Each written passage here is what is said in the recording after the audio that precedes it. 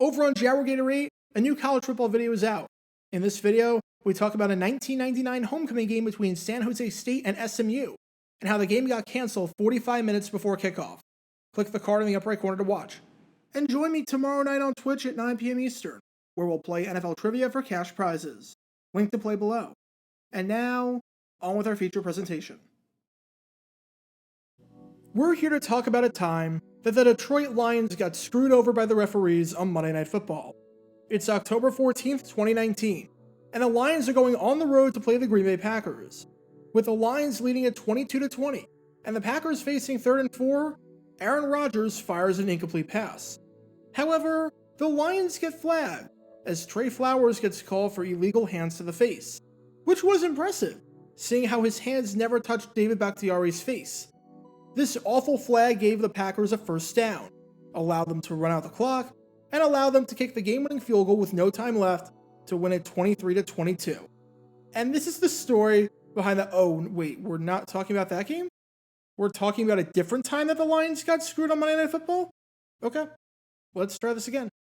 It's October 5th, 2015, and the Lions are going on the road to play the Seattle Seahawks.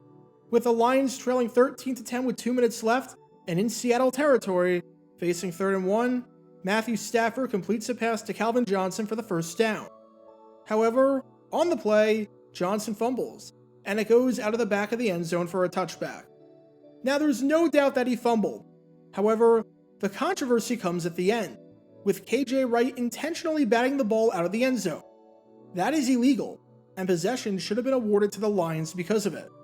Instead, the referees rule that there was no illegal batting, and the Lions lose the game 13-10. And this is the story behind the— oh, come on, there's another game? There's seriously another game on Monday Night Football where the referees screwed Detroit over? Okay, third time's the charm. Instant replay is a staple of the game today, and with the technology available at our disposal, it's hard to imagine going back to a time before instant replay was a thing. However, that's because this version of instant replay is version 2.0. When the NFL first experimented with instant replay in the late 80s and early 90s with version 1.0, it was an absolute disaster, to the point where even the biggest supporters of the replay system were wanting it to be thrown out the window. It was so bad, and I've talked at length about the flaws of the original instant replay system, so if you want to learn more about that, click the card in the upper right corner. But one of the biggest flaws, and one of the most noteworthy flaws, without a doubt, came in a 1990 game between the Los Angeles Raiders and the Detroit Lions. Because on this day, in front of a national television audience, once again, instant replay was going to be heavily scrutinized, and the Lions were the victims of one of the more confusing sequences ever. This is the story of what has to be, without a doubt, the biggest controversy and biggest disaster involving instant replay in the over 50-year history of Monday Night Football. Before I talk about the play and the incident in question that left everyone up in arms, we need some context to understand the importance of this game, as well as how the game was playing out before the whole city of Detroit wanted heads to roll. And before I go any further, I can already picture some people saying that this title is an over-exaggeration, as the biggest controversy was in 2012 with the Fail Mary. To that I say, that had nothing whatsoever to do with instant replay.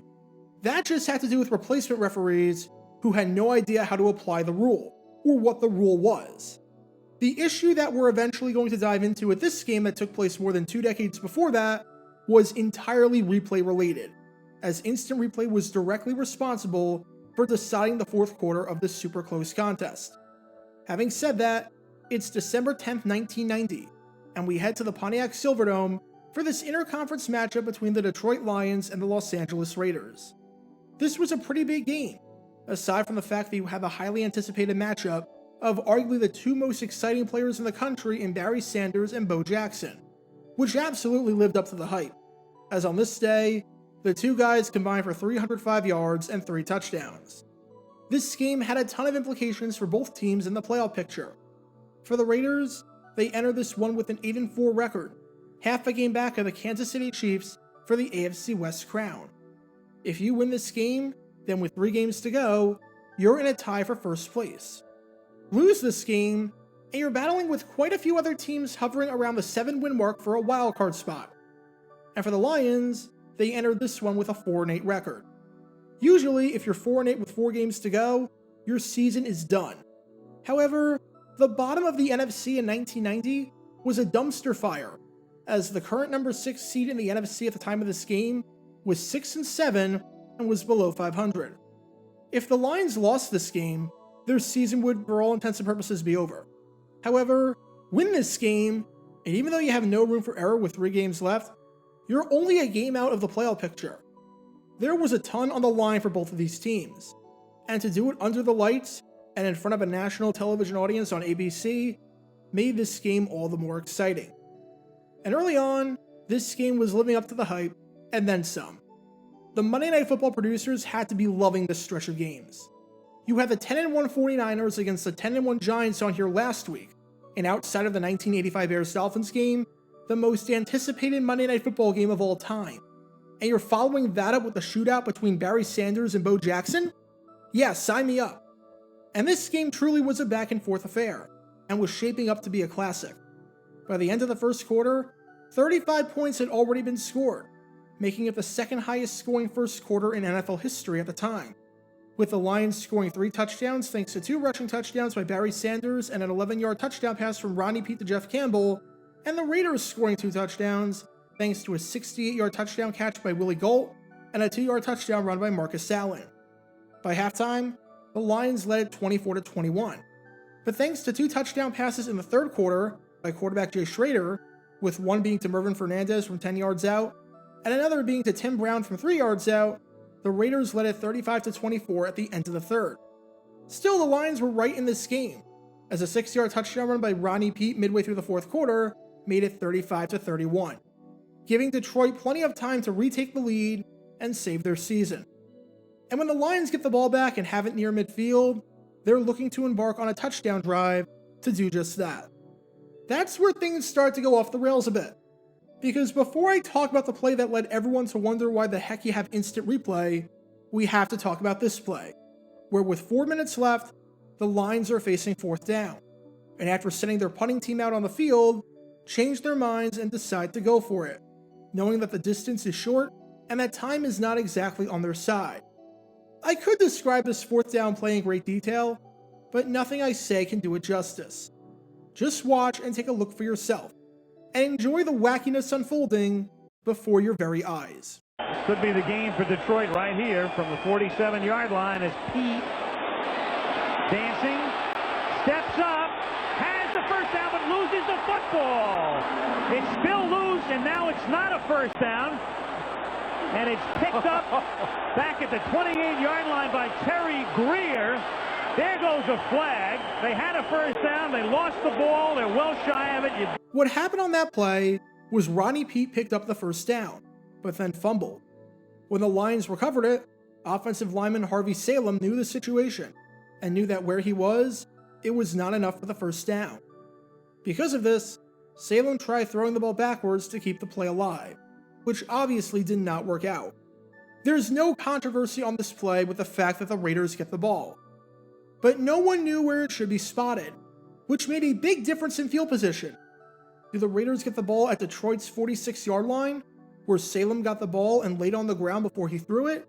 Or do the Raiders get the ball at Detroit's 30-yard line, where Terry Greer went down and where the Raiders were in field goal range already? The answer somehow is neither, as the Raiders got the ball at the 39-yard line. No one knew why they got it at the 39, since nothing happened at the 39. I guess it was the middle ground between the two choices. But when the referees went to instant replay to determine what it should be, it took, no exaggeration, 9 minutes to come up with the ruling.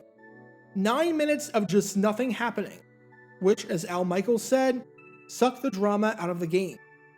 Back then, there was a 2-minute time limit for instant replay, as all referees had to make their ruling within that time frame.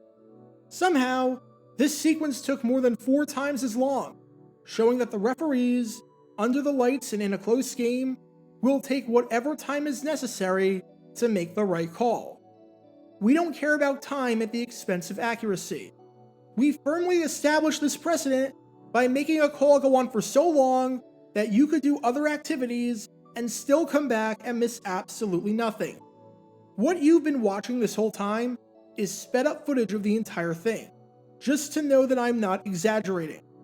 This is sped up at 250%, and it is still not going to be enough time to show everything. That's how long it was. From the time Greer went down to the time the Raiders snapped the ball, in real time, it took 9 minutes and 6 seconds. You know how long 9 minutes and 6 seconds is? That's the length of the album version of Freebird. It took one Freebird in between plays. Excluding the pre-show skit, that's the length of the Super Bowl 35 halftime show. Seriously, you could have had a halftime show out there without missing anything. The point of this exercise is that the referees will take whatever lengths are necessary, even if it is an ungodly amount of time that slows down the game and makes everyone frustrated, to get the call right. And about 2 minutes later, the referees decided that they weren't going to do that anymore, because what followed was an instant replay controversy so bad that it left millions of people watching feel as though Detroit got absolutely robbed. We don't even have to fast forward to the moment, because literally 2 plays after this, with 4 minutes left in the game, Bo Jackson takes it to the outside, and as he runs for 11 yards, crosses the 30-yard line and picks up the first down. He loses it, and Detroit recovers. However, the referees ruled that even though Jackson fumbled the ball, that the ball was out of bounds when he fumbled it, and even if he wasn't out of bounds, that when the Lions touched it to bat it back inbounds, which was legal, that the Lions player was out of bounds. Tough call, but that's what you have instant replay for. The referees go to the monitor to see whether George Jameson was out of bounds when he tried saving the ball for the Lions. And remember how the last review took over 8 minutes to conduct? For this one, the refs were in a hurry, as they didn't even take the full 2 minutes to examine the play. However, from the 3 angles that they saw, they said that the call on the field stands, giving the Raiders the ball with a first down, and letting them keep possession.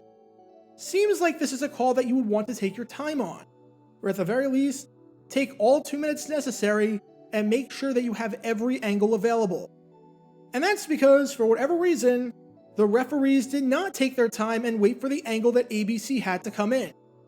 Because when you see this angle, oh man, it is very obvious that this ball was saved and that Detroit should have been granted possession. Instant replay official Al Sabato was the GOAT of the hour, as he, for whatever reason, decided very quickly to rule that the play stood without waiting for the all-important end zone angle to come in. And when Sabato saw the replay that ABC saw, which came in literally right after Sabato said that they were going to stick with the call on the field, he was mortified, because he knew that he screwed up big time. As Sabato said, after the play went on, TV came back with another shot, with an end zone shot looking into the fumble. If I had that shot, I would have overruled the play on the field. The Raiders got a field goal on the drive. The Lions only got the ball back with under 2 minutes left instead of 4 minutes left, and the Raiders won the game 38-31, ending Detroit's season. And yes, the bad call left a ton of people up in arms, and rightfully so. But more so than the bad call, everyone was rightfully wondering, what the heck just happened? You took 8 minutes to review a play literally seconds before this, and that was just to determine where the spot of the ball was going to be. And yet for this play, a play that determined possession, you're not even going to take a minute? You're going to look at 3 angles, none of which were the obvious money angle, and you're not even going to wait or ask for that angle to come in? What's the point then? Are we trying to get it down quickly, or are we trying to get it right? Because you contradicted yourself twice in the span of 3 plays. Greg Aiello, a spokesman for the NFL, tried to do some damage control, saying, the replay official is limited to 2 minutes for reviews. Then, he must make his decision and contact the field. The replay official is authorized to discuss application of rules and spotting of the ball with the officiating crew. That does not fall under the 2-minute review limit. What might be perceived as a violation of our 2-minute limit actually is not, because the limit does not apply to anything but the replay. However, this awful statement failed to address 2 things. Number 1, why didn't the official use the full 2 minutes available at his disposal? It's not as though the money angle was the 11th or 12th angle to come in. He only looked at 3 angles and then made up his mind, even though there was plenty of time left on the clock. You failed to address this. And number 2, why is a time limit for instant replays so important? But officials can debate forever about other things. Either get the call right or get the call quickly. But the NFL tried to do both, and did so horribly. Head coach Wayne Fontes had no comment on the officiating, but when asked about it, he said, "Just look at my face." So you know that he was fuming. And owner William Clay Ford said on this fiasco, "This is one I have to give a lot of credit to the officiating. The striped shirts took this one away from us." When instant replay got removed from the NFL shortly after, with incidents like this, it's not hard to see why. And how this wasn't the last time that the Lions got screwed over on Monday Night Football by a defender batting the ball blows my mind. Getting the call wrong, even with replay, is going to happen, and that's one thing. But what might make this the most frustrating blown call of them all the awful calls against the Lions on Monday Night Football, is the insane double standard used to arrive at this conclusion. Why a play right before this took over 9 minutes to decide, and yet the instant replay official couldn't be bothered to look at this play for more than a few seconds, is absurd. Because when Hank Williams Jr. sang, "All my rowdy friends drop in on Monday night," it's clear that the instant replay official was nowhere to be found on this day. Get your official Jaguar Gator 9 merchandise by going to jg9shop.com, and be sure to like this video, ring the notification bell, and subscribe down below if you haven't already, as it helps the channel out a lot. And be sure to check out Twitch every Wednesday night at 9 p.m. Eastern for your chance to play NFL trivia and win cash prizes. Link in the description below. If you want to see videos like this condensed down to 60 seconds, then follow me on TikTok at Jaguar Gator 9. To see college football videos, subscribe to Jaguar Gator 8. To see highlight videos of players throughout the history of the NFL, subscribe to JG9 Highlights. Also, special thanks to all of our Patreon supporters for helping out the channel. Your support is greatly appreciated. So you can become a patron and request future video topics in the description below.